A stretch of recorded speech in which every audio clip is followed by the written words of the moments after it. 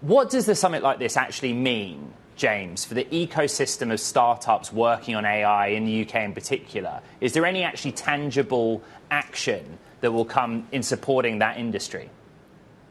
Well, overall, it's a very positive thing, right? We want to see international collaboration. We want to see regulation that's clear and forward-thinking. But obviously, our aperture here is really how is this going to affect entrepreneurs on a day-to-day basis coming into the market and their ability to raise capital. And what we're looking at is how will regulation of models or access to the tools like open source solutions affect the desire of entrepreneurs to try innovating in this space and the ability of investors to really make a difference and help build big businesses here.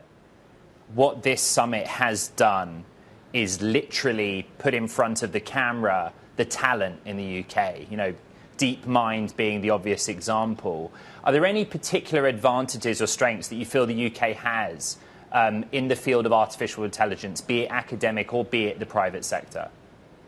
Yeah, look, we have a broad range of software successes, right? Whether it's in fintech or it's in deep tech or even in the life sciences. And actually what we're seeing is research in AI now proliferating through into industrial applications and being taken up by leading software businesses to make a difference for users. And ultimately, that's what matters. Having people here is fantastic, but making sure that they work on an international level is still going to be important. The UK is a great market, but when we invest in businesses here, we're not investing in UK businesses to win in the UK. We want them to be impactful on a global scale. And that's why having something like the Global AI Safety Summit is incredibly beneficial.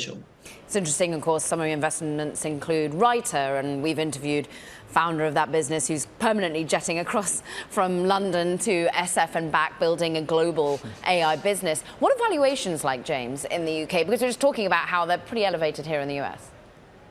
Yeah, well, look, the amount of money from venture investors going into AI has grown significantly in the UK over the last year. It's grown by about 70%. AI has now just overtaken fintech this year in terms of the main area that VCs are putting dollars. And obviously that creates competition and it drives up valuations for early stage investments. I think what's different about AI investing right now versus some software valuations driven maybe a couple of years ago is that revenues are really following, right? There is incredible demand, both at the enterprise level and at the consumer level for these new tools. Now, we need to make sure that demand converts into usage and that people really get benefit out of it. But a lot of the high valuations you're seeing are actually underpinned by very fast growing revenues. I put to you a question that we just had a chat with Joe Chow about. And there's one company, for example, we're starting to get a few of these companies actually failing now. We had Olive AI, one of these companies that was worth $4 billion back in 2021 and is now selling off parts of the business and basically unwinding. How do you discern a moat? How do you decide which company is the one that's going to be able to push through when a lot of the firepower within AI is costly and ends up being owned by some of the big oligopolies, shall we say?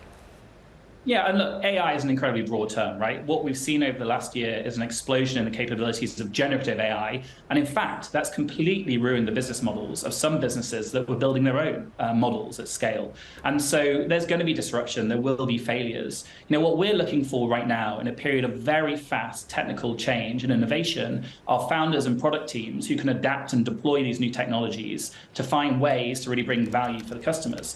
I think you did a great summary earlier of AMD's new earnings and forecasts. We all know the story of NVIDIA.